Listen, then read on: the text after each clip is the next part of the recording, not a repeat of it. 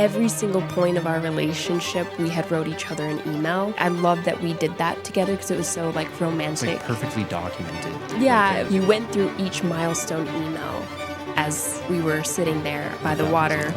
And I remember just starting to cry. It's only been a short time, but it feels like a lifetime that I've been with you.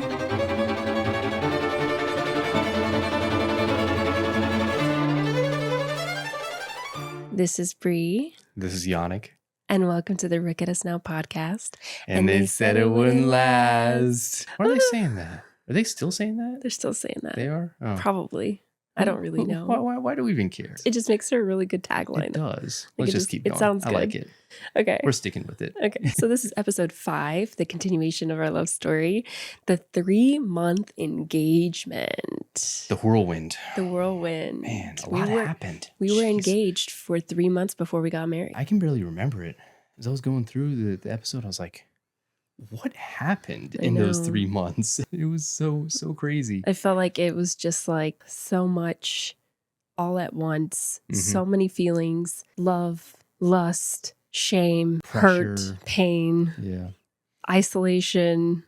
I don't know, every single emotion in like a 3-month span. Yeah. And the pressure of planning a wedding. Oh my goodness. You killed that though. Like I gotta say, that was one of the most impressive things I've ever seen you with your little like planner binder and like setting things out and making it happen. You were like, this is happening. This is the decoration here. This is what it is, blah, blah, blah. And I was like, damn. With zero budget. I know. I was like, I don't have any money to give you for this wedding. And you're like, I'll figure it out. Okay. That was wild. That was a fun time. So we're going to tell you guys more about our engagement and how we got engaged. That whole story. It's really cute. It's mushy. So if you don't like that kind of stuff, then you just might fast forward it. Yeah, just fast forward. It's mushy. But that was a beautiful night. We'll kind of revisit it because we haven't talked about it in years. So this will be kind of sweet. And then I guess just a little recap. Let's do a recap because it's been a minute since we were talking about our story. We had our Q&A episode and that kind of like put things on pause. So getting you guys up to date in case you haven't seen the episodes or if you have and you just forgot. What do they do in like episodes? Don't they do There's like a flashback? It goes like the recap? And then, it's the recap, right? Yeah, like the episode recap. Do we need a narrator? Like that would be actually really nice. What you missed. You missed. Last week. Not last week, but the week before. It's just previously. There you go. Previously. And then it goes into all that you missed. Yes. So we were just a few months into our restricted relationship in a cult before I got kicked out at 18, left to my own devices. You responsible person. You, even with your own devices, you did things you were supposed to do. Being kicked out from abusive households. And then I moved to California to kind of get some space, clarity, and also help with the reputation that we had in the cult because help cool things down. Yeah, but it didn't really work. Yeah. Unfortunately. But that's okay.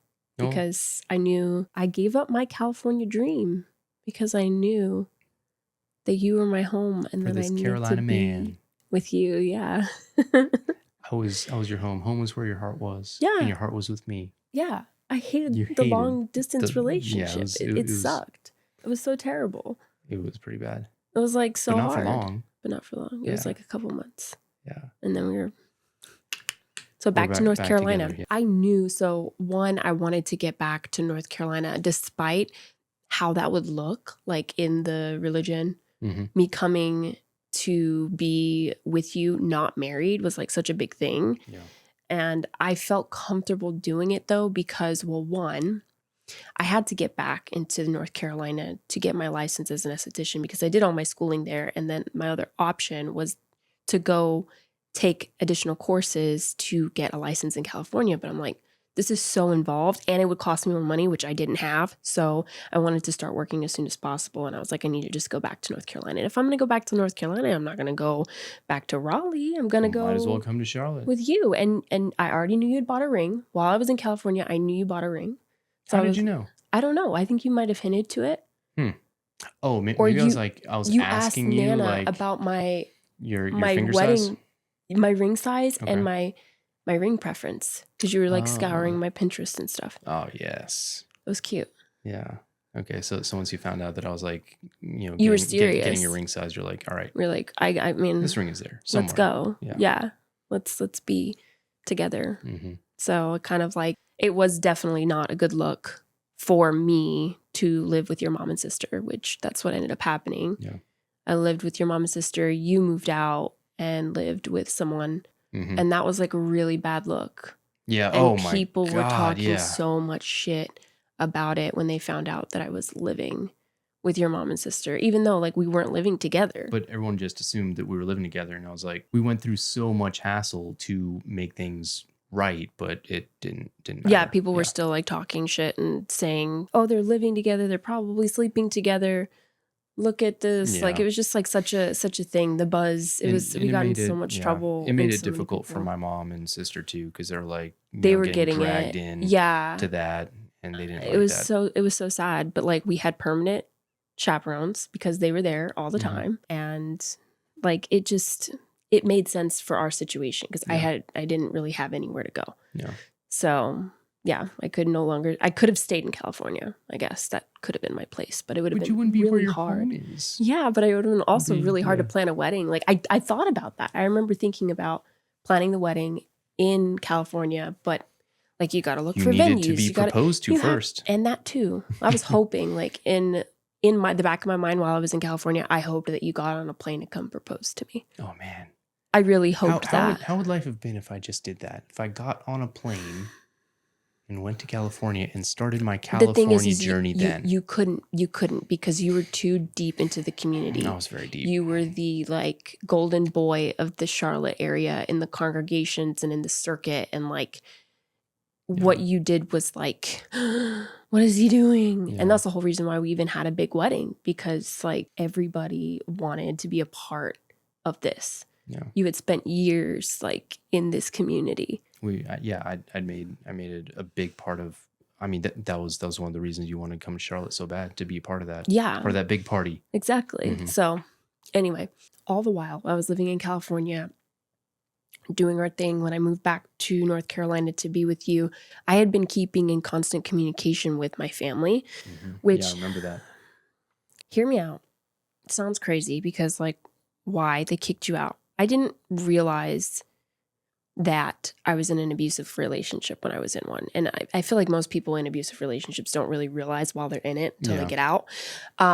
And I kind of just felt like me getting kicked out was my fault. I felt like there was a way that I could reconcile it, that, you know, even though that I wasn't going to move back, mainly because the elder told me not to move back and everyone else was telling me not to move back to my parents' home to rectify. But I still wanted to mend what I felt was broken, and I wanted to keep the peace, which was like part of my godly obligation was to keep the peace. And the only way to do that I knew was to like continue communication and try to like see how we could build a relationship back, even though I wasn't living in the home. So I like was really trying. And I remember like in California with my mom on speakerphone, having my own Nana like listen to our conversation. She's like, end the conversation, like end it. Like things are getting crazy. Yeah, my mom, you gotta stop this. She would just go at it because it was just like this tactic. It was like love bombing at first. And it was like, I miss you. How are you doing? And then all of a sudden like switch up. Was it like a guilt trip that started? Yeah, or what? Like, what was it? I can't believe that this happened. How did you let this happen? And like the guilt. And so that was really hard. And you went on the emotional roller coaster with me. Yeah, the entire time. Because I was like, you know, I was very upset at what had happened, but I was also thinking to myself, well, I don't want to put myself in between a girl and her mother. Like or I'm her not. Parents, yeah. Yeah, I don't want to put myself between a girl and her parents. I'm just a boyfriend right now. Like this is something that needs to be worked out a little bit, and I want to.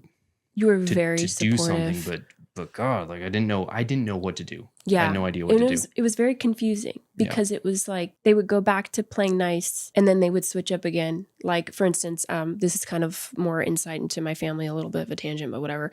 They weren't very good at apologizing, but they were really good at offering peace offerings by means of material things. So like if something happened, they'd buy me something, right? And that would be their way of saying sorry. Yeah. That happened a lot. They would take us on a trip. It was like if they knew that they did something wrong, they wouldn't apologize for it, but they would like gift things. Yeah. And so I got used to accepting that kind of apology and that kind of like that treatment. Yeah, I accepted that and like I felt that dynamic was okay. maybe that's what it was. Yeah. So it was like, cool, like I'll take what you give me because you're saying you're sorry, and I see that that's what that means. That's what that means. Exactly. Yeah. So when I was in California, this was like so random and crazy, and now that I think about it, but I was very confused about this. Like I was so completely confused. I was like, everyone was so confused. What? Okay. But see, my heartstrings were also attached to this because not only did I want to make the relationship still work, because I wanted them to be a part of my life. I wanted them to be a part of our life, but also I had 2 siblings that I was really close to, which were my younger 2 siblings. Yeah. I have a brother that's 10 years apart from me and a sister that's 13 years apart. And I helped raise them. They were my babies. Like the only way that I could have communication with them was if I kept peace with my parents. Yeah. That was the only way. They were not allowed to talk to me. They were too young anyway, but they weren't like allowed to have a separate relationship with me. So I wanted to keep that channel open as long as I could because I still wanted to be able to have a relationship with them. I'm sorry. I don't know why this is. I mean, I know why. It's just hard. Yeah. Sorry, guys. So I went through a lot to try to keep that. But anyway, I was in California and I thought my parents were offering a peace offering. They were apologizing for kicking me out. And they asked me to come with them on a trip to Costa Rica with the family. And I was so excited because I hadn't seen my siblings in, at this point, months. And I was like, yeah, like this would be great. I want to see you guys. I want to be in Costa Rica with you guys. I've never been to Costa Rica before. This is great. And I was like, this is our time to like heal. I was like so excited. Yeah. Is looming, I was like, we'll have conversations. And I had talked to my mom on the phone about having conversations. I said, the only way that I'd be able to go is if you promise that we'll be able to have a conversation and we can heal and reconnect. And they were like, yes. But when I got there, anytime I brought up anything, it was complete dodging of questions, dodging of the situation, almost like pretending like nothing had happened. Yeah. Like it was back to when I was still living with him. It was such a strange dynamic and it left me with so many more questions. And I thought that I had healed things, but like clearly nothing was different.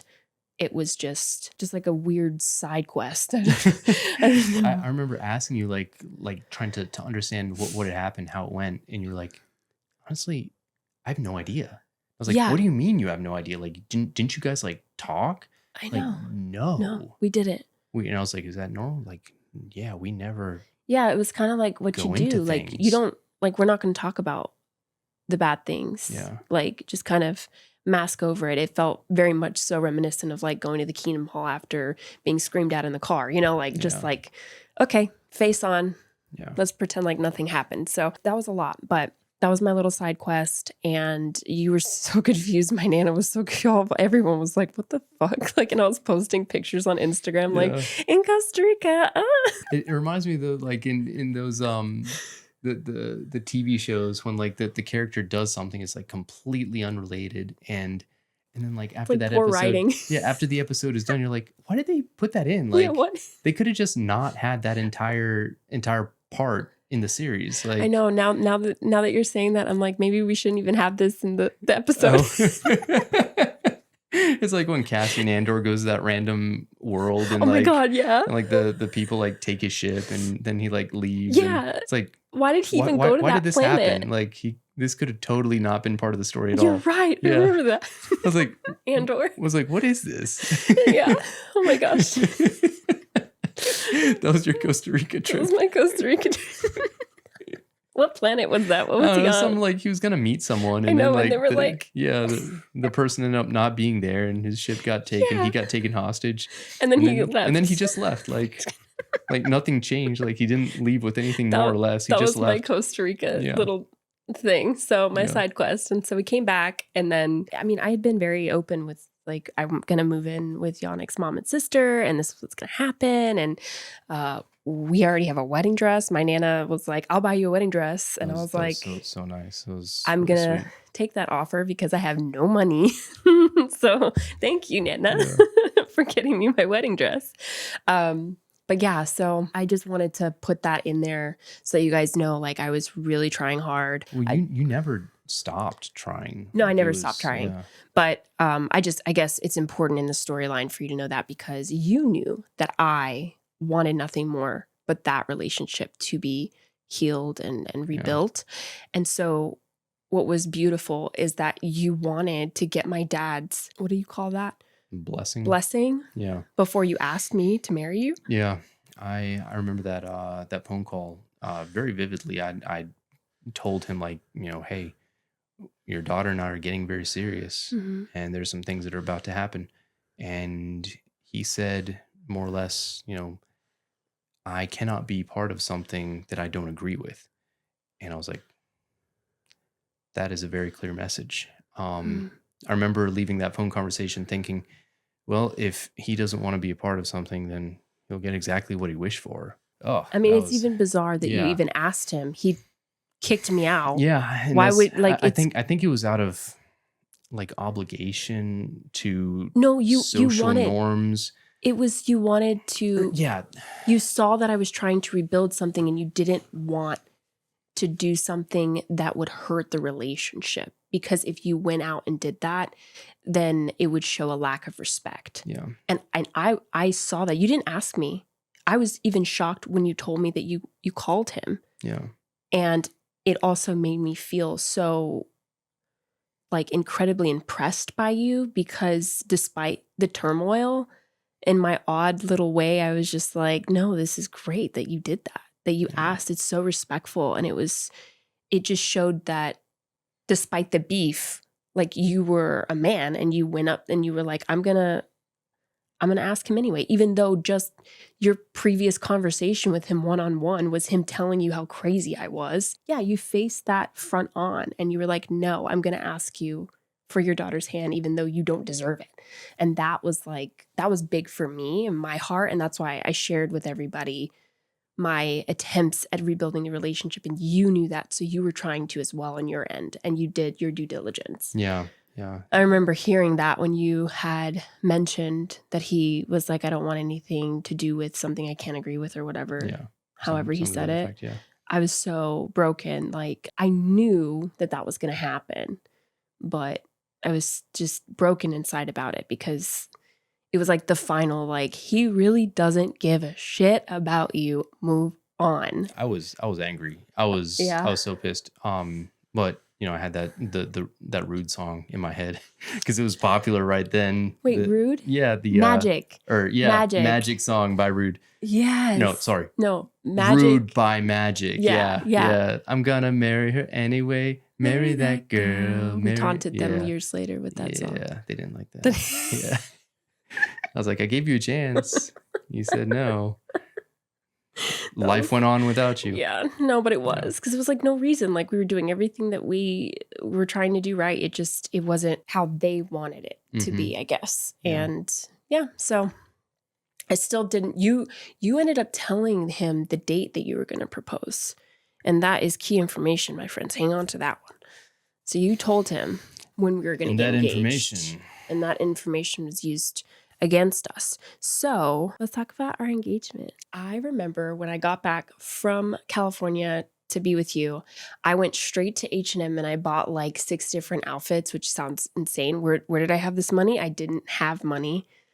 I bought all these dresses to return them, hit the tags in every outfit that I wore with you. But anyway, I got 6 different outfits because I wanted to be like cute for my potential engagement, because I knew you were going to propose. And I didn't want to be caught like not being cute. Like, I was like, no, I have to be cute. So I'm going to wear white because I'm just a girl, guys. I'm just a girl. Just a girl. Looking at a guy. What do you want? That's not the one. Wait, I'm just a girl. Standing in front of a guy. Wait, is it standing in front of a guy? No, standing in front of a boy. Standing in front of a boy. Asking him to love her. Aww. Mm-hmm. No, but anyway, that's not what I'm saying. So I'm just a girl in the sense that I needed to wear white for my engagement because I don't know, I just needed to wear white. And so I got 6 different outfits of different variations, like for different types of events, which is kind of bizarre. Like to me now, I'm like, what was I doing? Like, what the fuck was I doing? I actually didn't know you got 6 outfits. Yeah, I got like 6 different outfits, and I was wearing them each night that we went on our little dates.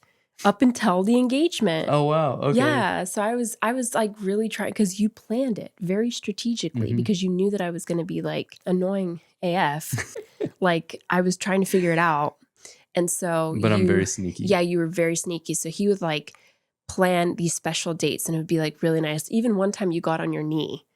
But I was tying my shoe. Yeah, you were freaking messing with me. So, you know. You were messing. He was messing with me because he knew I knew.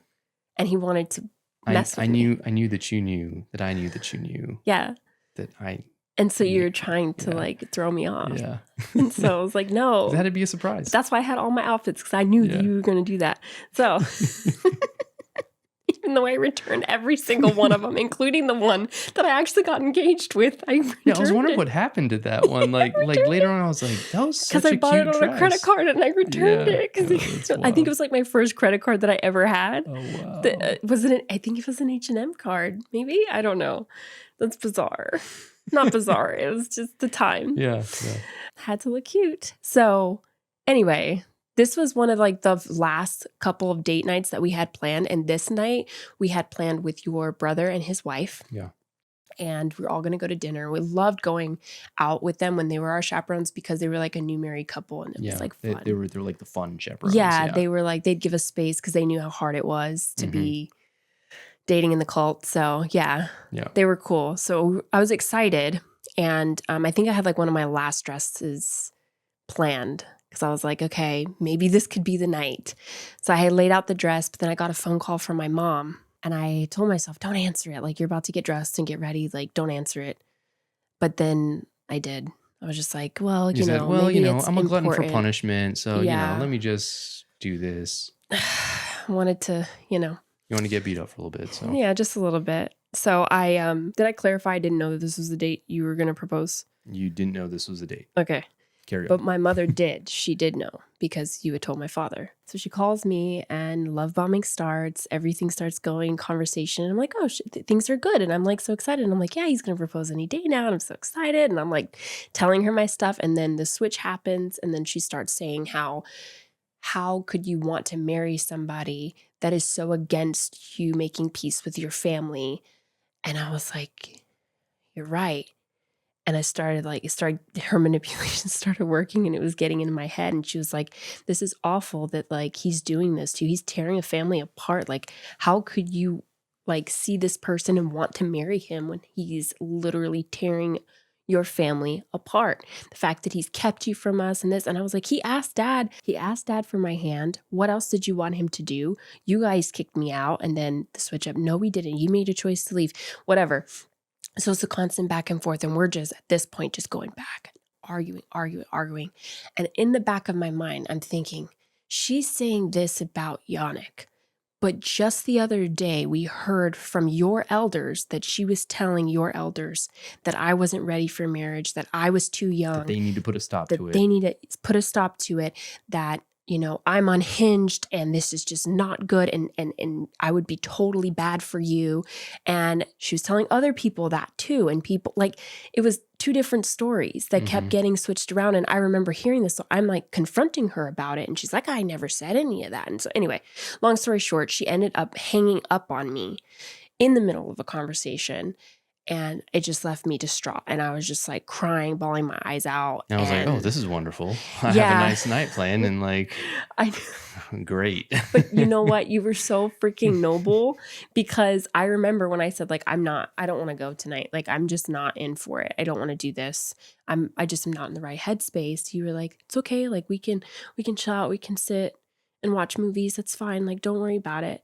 And little did I know that you had everything planned. And I was like, oh, I gotta like, oh Jesus, you gotta do all tell these things. Everyone, yeah, to like it was go like a home, whole thing. It was literally a whole thing, and you were about to just like let me not go. Yeah, and that And so when you said that, I was like, okay, this is definitely not the night he's proposing, because like otherwise he would like put some pressure I on didn't it. mean to throw you off. I was just, But that was, well, yeah, you were trying to I was reading the support me. room. Yeah. Because you saw I was really like, it was a bad night. It was a terrible conversation and brought up so many of the feelings and the trauma and all of it. So yeah, you were trying to help me. And I felt bad, I believe, because even though you were like down for us staying in, I remember your brother and his wife got to the house early to pick us up, because they were going to pick us up and we weren't expecting them to be there early, but they came like an hour early and they were all dressed up like really nice. And I was like, oh, now I feel bad,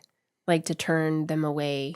Yeah. And I was a mess. And then I remember like talking to your mom and your sister, and I was like telling them what happened, and they were like, just you'll have so much fun tonight. Just have a nice night. Just get try to your mind off forget of it. Yeah. Just And I was like, you're right. So I got makeup on. I got my dress on. We took pictures.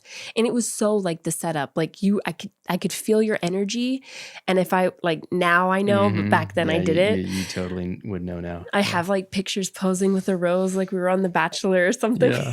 Like, why do I have a rose in my hand? And you were like with the rose. Yeah, you know all these pictures. You were getting ready in the bathroom, and I was like sending my bros like Snapchats of the ring, like, bro, it's tonight, and they're like, yo, good luck, bro. Didn't you post it on Snapchat? No, I was sending that to. Oh, you I were didn't sending post it it through Snapchat. Okay. No, I was sending it through Snapchat, like, bro, it's the night. It's crazy. And I had no idea. I checked your pockets because I'm a maniac and annoying.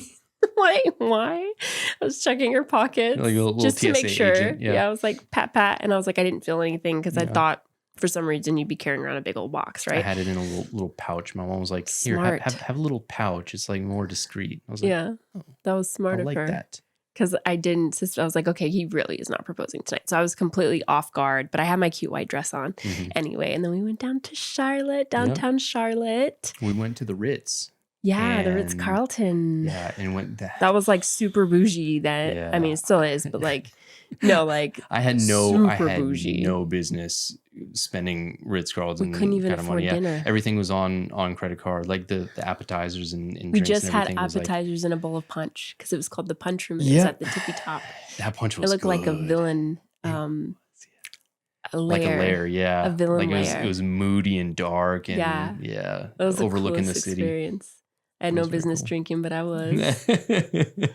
Just like, I think I just took like a little sips of the punch. This was a really good punch. Yeah. And then we had like hummus and pita bread, and that's for dinner.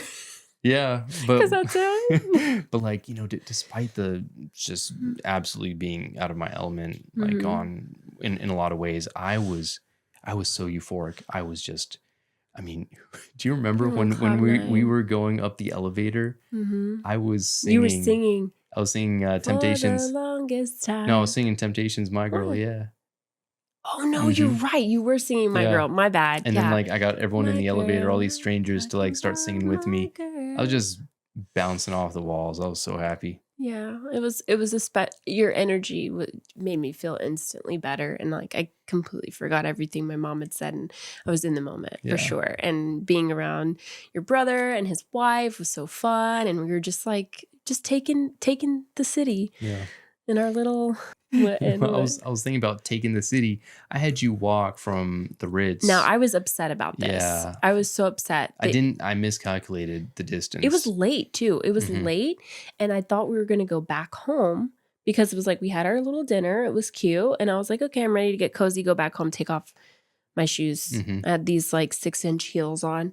I was like, no, you're going to walk Charlotte. Let's go down to Romeo Bearden Park. Yeah, and I'm like, the little like central park of Charlotte. Why? Yeah. And man, Romeo Bearden Park was different back in 2015 than what it is now. Oh my gosh. Yeah. It's a completely different park now, but it was very magical back then. And it was magical. Christmas time. So like all the twinkle lights were out. It was really, really pretty. Yeah. And I felt a little pagan enjoying the twinkle lights and all the Christmas decorations, because that's one thing we haven't shared. Jehovah's Witnesses are not allowed to celebrate holidays, Christmas being a main one you're not allowed to celebrate. And the only holiday that Jehovah's Witnesses celebrate is the Jesus' death. Yeah. Which sounds strange saying that. Like, it sounds very like the morbid. The only thing you celebrate is the death of someone. Jesus' death. Like, there's no celebration of the resurrection, which that makes sense to me. Yeah, but the death. Anyway, anyways. getting into Moving on. getting into the weeds. So yeah, it felt a little bit like I was enjoying the Christmas decorations hardcore because it made it the park so beautiful. Yeah. We had the Christmas lights and the trees and then the skyscraper buildings. Everyone had like their beautiful lights and everything. And I felt like kind of guilty loving it because it was Christmas and it's pagan. So I was like feeling bad about that. This, but it just feels so magical. I know. And pretty. It was so magical. But I was like, he couldn't have planned this better because it's like the perfect time to plan an engagement. So Romeo Bearden was gorgeous. But anyway, so we're walking all through the streets of Charlotte and I had my 6-inch heels. I wanted to wring your neck because I was like, how you make me do this? And I can't even get on your back because I had this tight mini dress. It wasn't a mini dress. It was like a long, like, what was it? It was like down to my ankles. Yeah. And so I couldn't get on you. Yeah. You couldn't, I couldn't carry you. Yeah. So I was just like, okay, now I have to walk. You're just shuffling. Yeah. I'm not going to stink and take my shoes off because that's nasty. Yeah, it was gross. In the city. And so I was just forced to like walk. And then immediately when we got to the park, I noticed this shift. I wear my emotions on he gave it away. I knew exactly because Romeo Bearden Park was one of the first dates that we had by ourselves, like without my parents. Yeah. Not like by ourselves. We were still with chaperones, but it was not with my family. It was your family. Yeah. And we went on our date and we did like a scavenger hunt date. So it was like kind of bringing it back. It was like a reminiscent of like our first moments together. Touching on that and just reminiscing all the way through. Yeah. So we got to that park and I noticed the shift and I was like, okay, something's happening. And then you started like fumbling like your phone and like getting all super nervous. And you took me to the fountain that they had there where previously on that date that you tried to throw me into. And Teasingly, lovingly. Yes. I liked it. It was fun. But anyway, you whipped out your phone and was like, I just want to read our first emails together. And you just started like reading them. And I was like, oh my God, it's happening. And then I had noticed that your brother and sister-in-law had disappeared. And that was a no-no because where's our chaperones? So I noticed that they had left and you were continuing reading the emails and you were going through each of our pivotal moments of our relationship. Like we wrote emails the entire time of our relationship up until the point I got kicked out.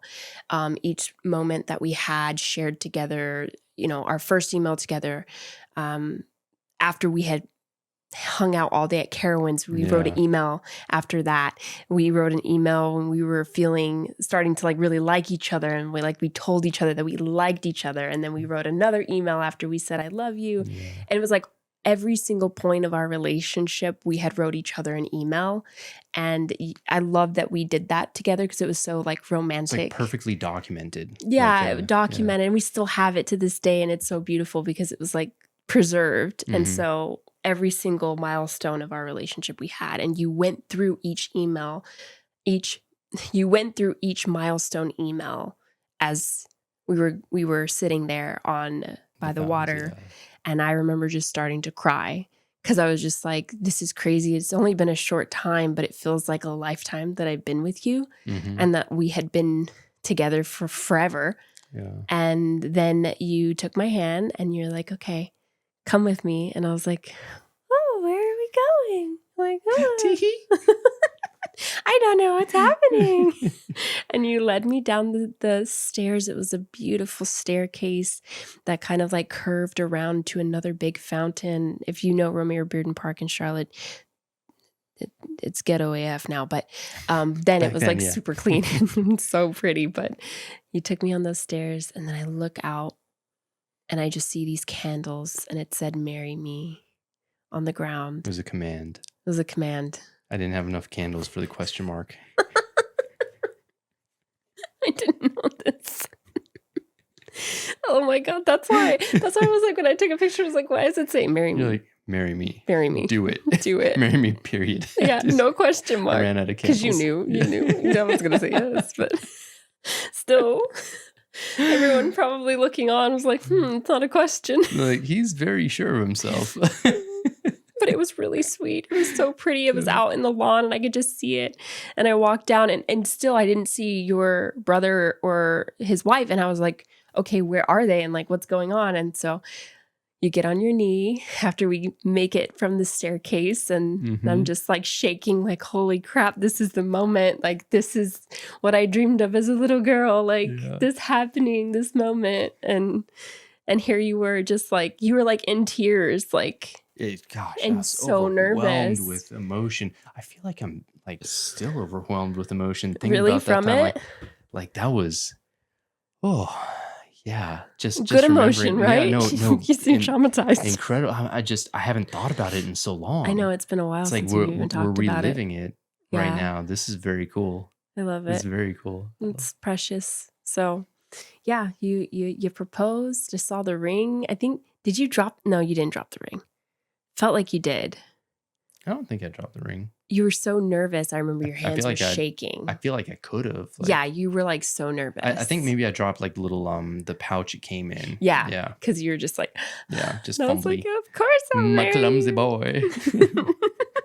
Of course I'll marry you. So yeah. So as soon as I said yes, you screamed out and you said, she said yes. And then in that moment, I looked in the distance and like all of our friends at the time popped and out family, of the rocks. like my aunt that I had stayed with at her house, my cousins, like everybody that was involved and was supporting us at the time all came out like in droves. I was like, what the heck? Where were they? I know, they were all hiding. And then my Nana was on FaceTime and she was like, congratulations. And I was just like, this is so amazing. My friends were on the city bikes, like circling around us, screaming. They were screaming. Like, she said yes. She said yes. And then the people in the skyscrapers. In the balconies, on the balconies, they were like screaming. They were all down. cheering, yeah. They're like, yeah. That was very cool. It was magical. It was a magical night. And I was just like, wow, I'm a fiance. Like, oh. Wow. And then we had dinner at Fahrenheit. No, it was closed. So we didn't even get to have dinner, I don't think. I think it was closed because of inclement weather. Because we had plans to go to Fahrenheit, and we got up there and they had closed it down. And so we ended up eating somewhere else. It was part of the hotel because Fahrenheit's on top of a hotel, and I guess they didn't really have dinner. It was just like appetizers and stuff. Yeah, it was like part of the hotel like service or something. It was really, it wasn't the vibe, but it was okay.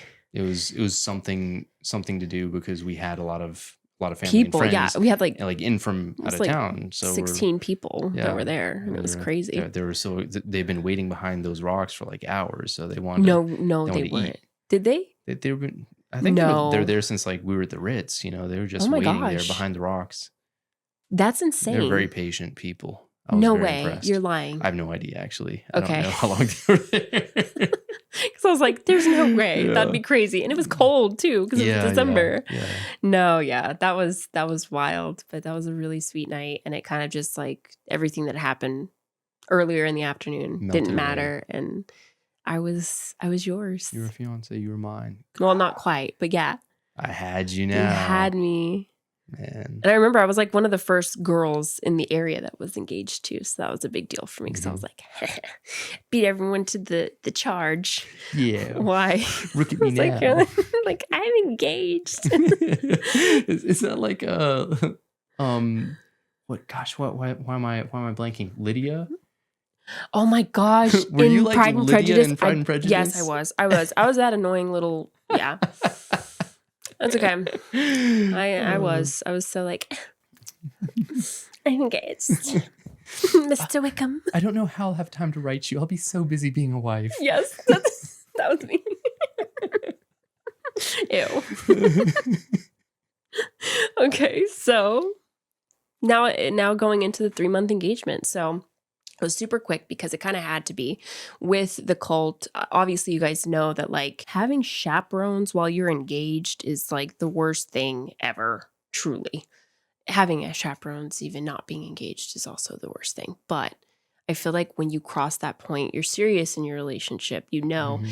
I feel like things started getting more intense. Yeah. Like people were like more like, be careful, you're so Mhm. close to the wedding date.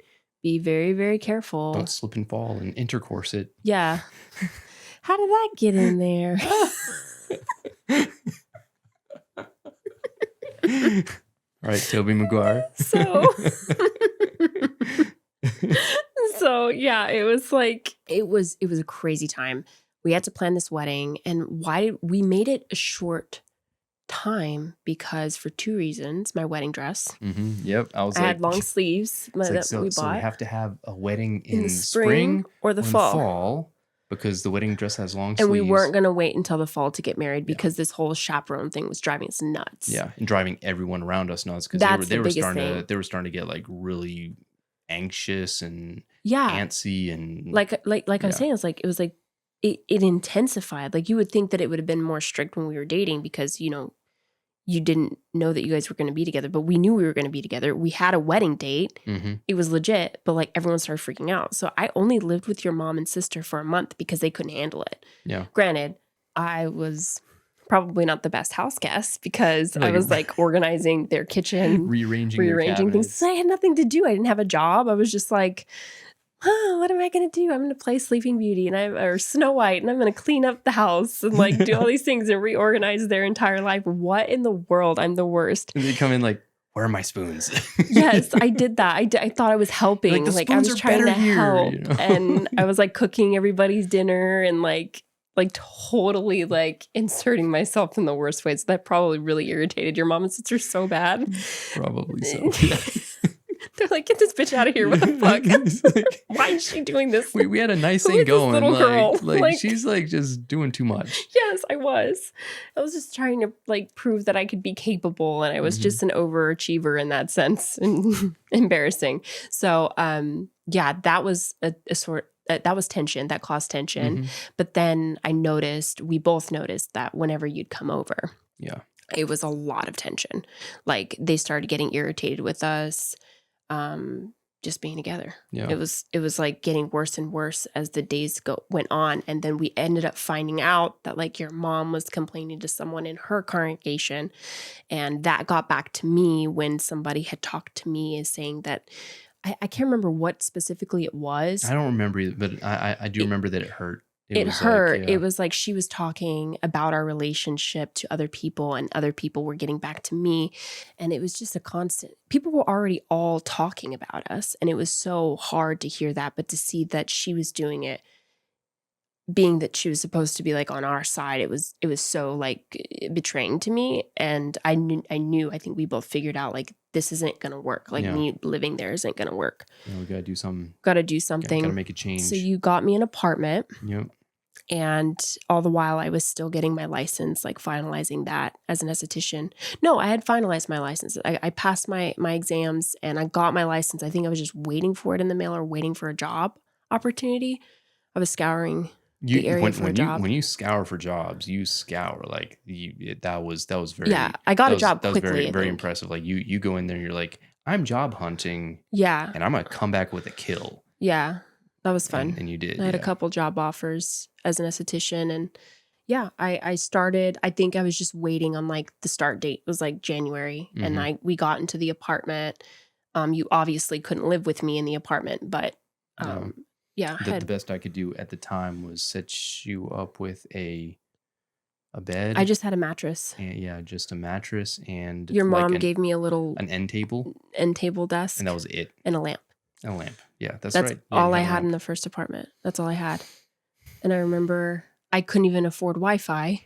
So I would drive to the restaurant that was like nearby and I would steal their Wi-Fi in the car just to like see a movie or something because I was living by myself. Yeah, I had nobody. Wow. And that was hard. Yeah. Disfellowshipping helped me prepare for that moment, but it was really isolating because it was just like I was all by myself. I didn't have friends in the area. It was a completely new area to me. I didn't know anybody other than your community, but like it was your friends, it wasn't mine. And And also, we weren't in the same area as your mom and sister. We had moved outside 40 minutes away. Yeah, of everyone. So I was completely like isolated. But I had my job. I got my job, and then I would just work my job and then go home.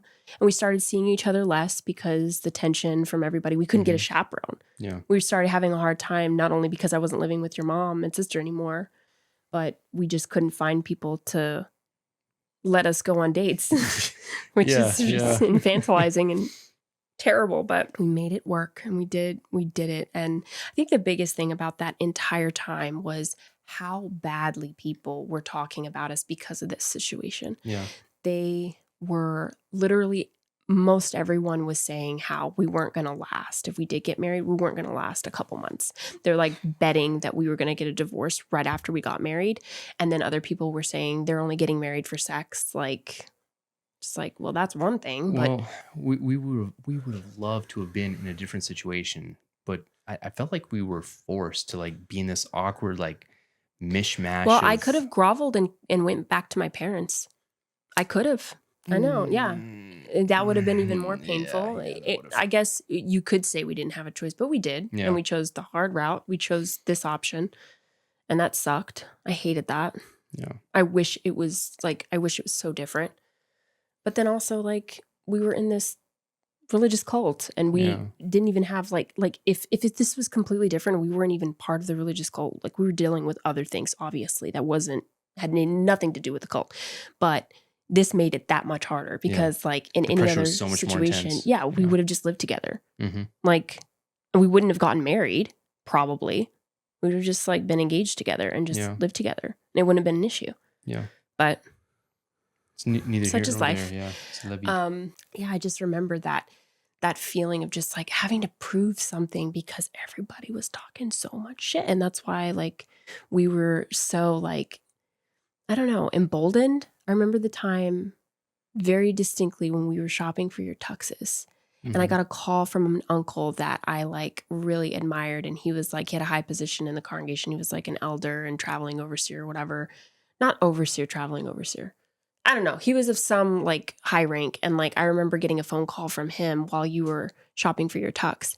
And he was just going off about how you're a pedophile, how you're disgusting for being interested in me, how this relationship is going to fail. Jehovah's not going to bless our relationship, and like just pounding me. And I was just like, I kept getting phone calls every single week from somebody new, somebody that was an old family friend, uncles, aunts from different sides who were like telling us like, you're going to fail and your relationship is not going to be blessed by God because of what you're doing. And I'm like, you didn't even ask me the situation.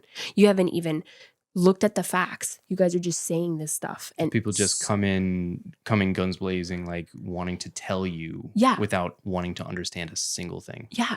And it happened to us all the time throughout that 3-month engagement. Like people were trying to sabotage it or like, I guess, tried to warn me. I don't know. And then I had people like trying to guilt trip me and say like, how could your relationship be successful with this? Like when you're at odds with your family and you're not living at home, like how could you have a successful relationship? So there was so much doubt, and it really caused like, it didn't cause too much problem in our relationship. It just had like, there was a strain in our relationship because of it. It was a dark cloud that there was hanging over. Like you want people to be excited during the time that you're engaged. You want people to be happy for you. Rally around you. And people couldn't be happy. There was a lot that couldn't. There was some that could and that we loved, and it was exciting for them, but it's still, the cloud affected them as well. Yeah. Because it was hard for them not to get involved in the drama. And I remember your sister getting involved with the drama and talking to this person, and that was the culture that immediately was distasteful to me. The culture of this like gossiping,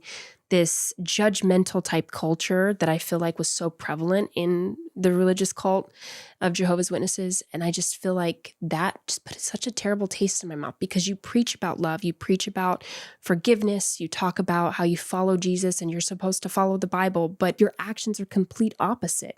Because why are you causing these problems with the newly like engaged couple who need support? Support. Yeah. I literally had nothing, but like we needed support in this. We had nothing, and we were struggling, and we were trying to like And that's what we were met with. We were met with that opposition and judgment, and you're not going to be successful, and you're probably not going to have a wedding in a kingdom hall, which was like a thing that it's such a high honor to have a wedding in a kingdom hall, and you aren't able to have a wedding in the kingdom hall, Jehovah's Witnesses' place of worship, if you engage in premarital sex, or if, what else is another? That's kind of the only thing they really care about. Like, yeah, it's just premarital sex, or if you're not in good standing, that's what they call it. If you're not in good standing. So we kept hearing that from people, like, you're not going to probably even have a wedding in the kingdom hall. And it was like and we were like, bet we're going to have a wedding in the kingdom hall. We're going to have a wedding in that sterile corporate box. Yeah. Just watch me.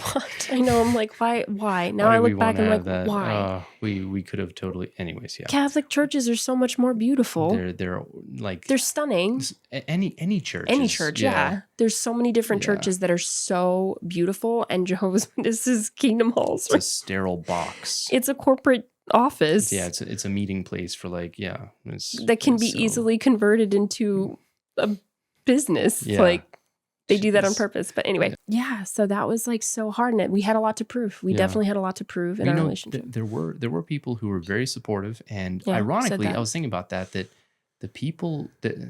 a lot of the people who were most supportive now, 10 years later, they're not in the cult anymore. You notice that? You're right. Yeah, they left. I was just thinking about that as you were saying it. Oh my gosh, you're right. Yeah. All the people that were super supportive of us are no longer in the cult. Oh my God. The true friends. Yeah.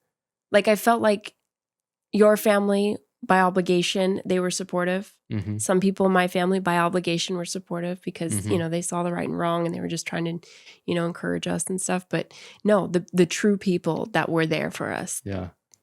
Shout out to y'all. We love you. We love you so much. We appreciate you. I got to ask, what was it like planning a wedding in 3 months for you? That was insanity. But I was like ready for the task.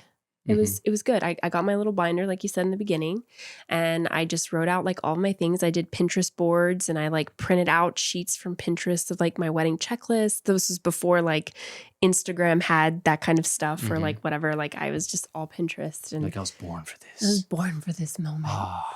I remember my parents ended up giving me my savings back that I begged for because I needed it to buy or put a deposit down on our wedding venue, because I found that place. I was like scouring all over Charlotte, going to like different wedding venues by myself to try to find an affordable wedding venue, which is insane to find. At least the Kingdom Hall didn't cost anything, which was nice. You just had to make a donation. But so the Kingdom Hall, and then we had our wedding reception, and I had to find that, and that was hard. That was the hardest thing, finding something within our budget. You went to a lot of places. Yeah, because I like wanted it nice, but like I was on a really tight budget. Yeah.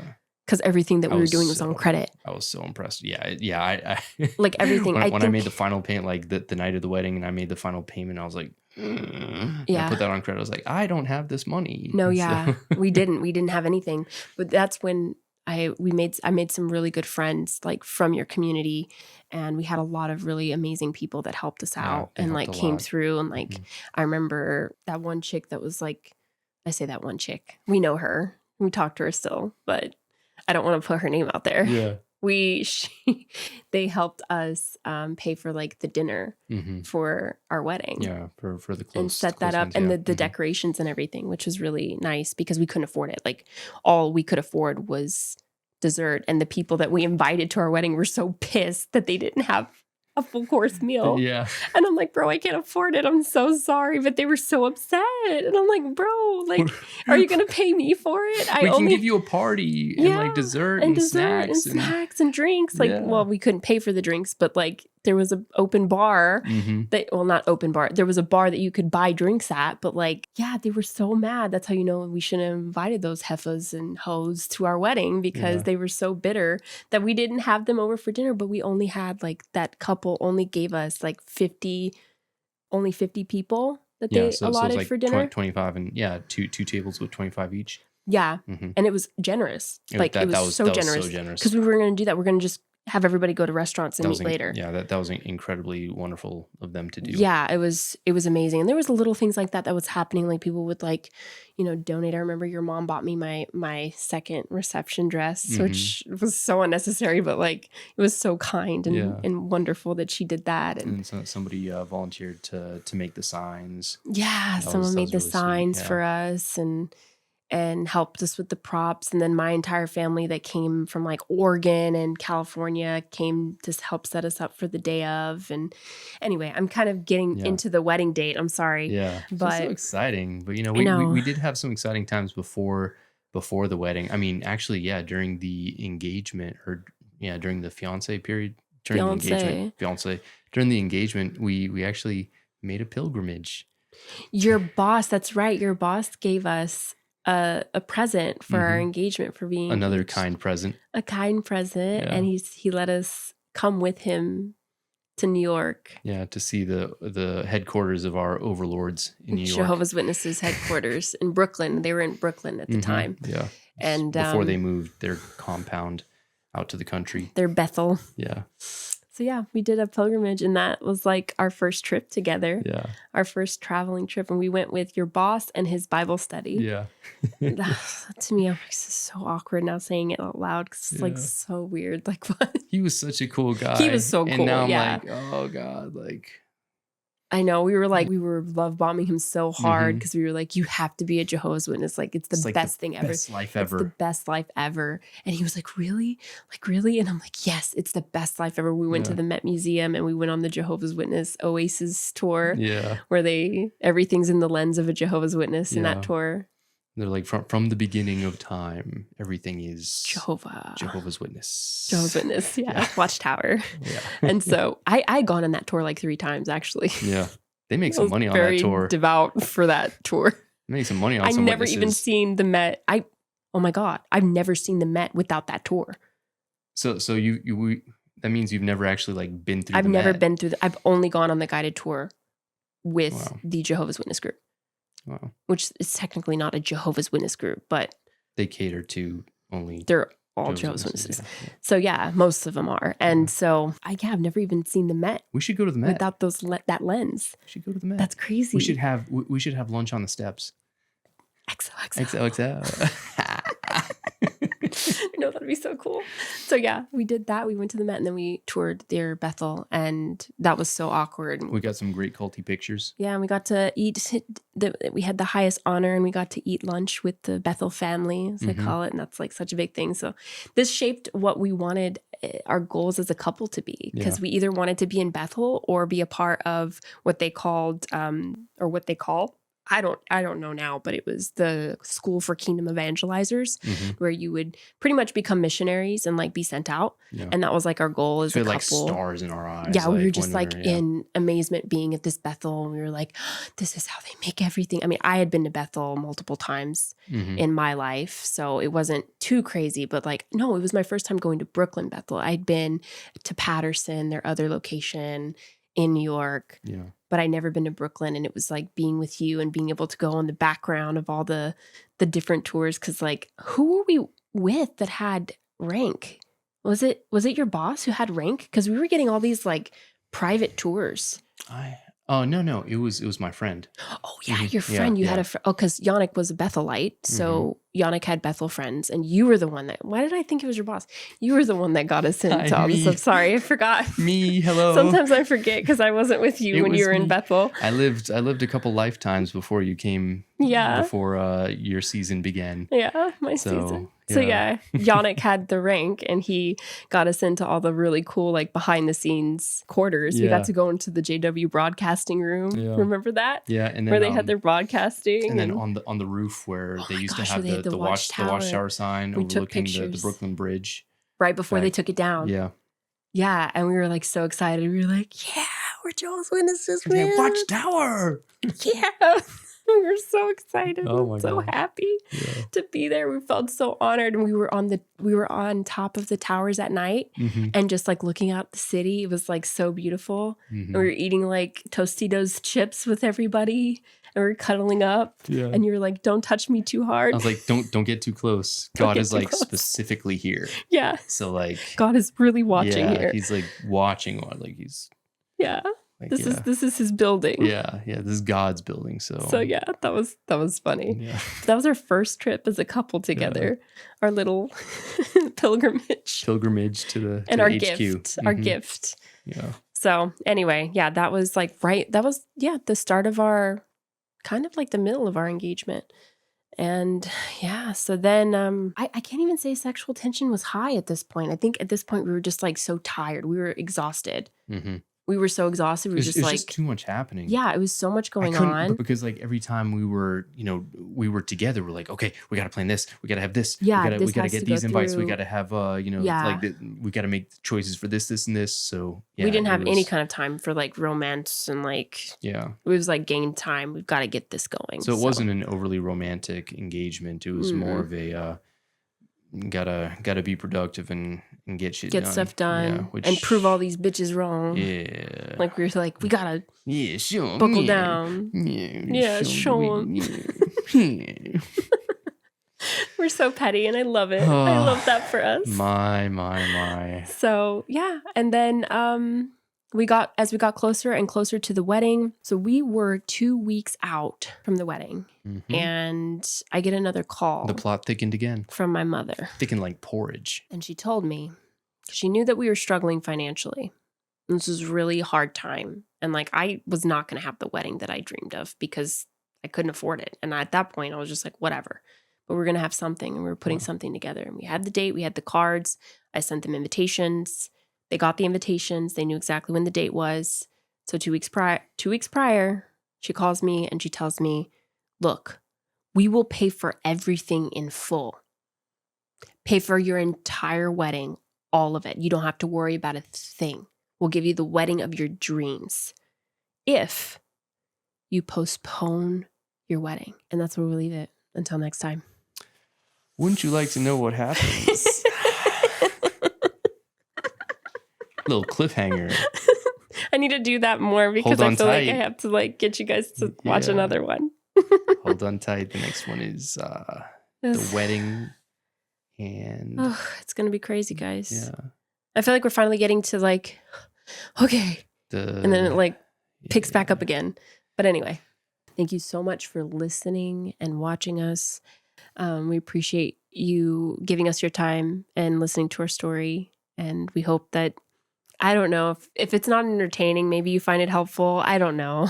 Maybe you find it funny. You're like, what are these people doing? These crazy people. Like amusing, as it were. Yeah, entertainment, Yeah. So that's all that we have for today. If you, whatever platform you're on, make sure you like, comment, subscribe. It really helps support this channel and get our story out. And yeah. Ring that bell notification. Ding, ding. I'm all about that bell. You're about that. Why No, but really, I'm about the bell. Okay. But really, leave a comment.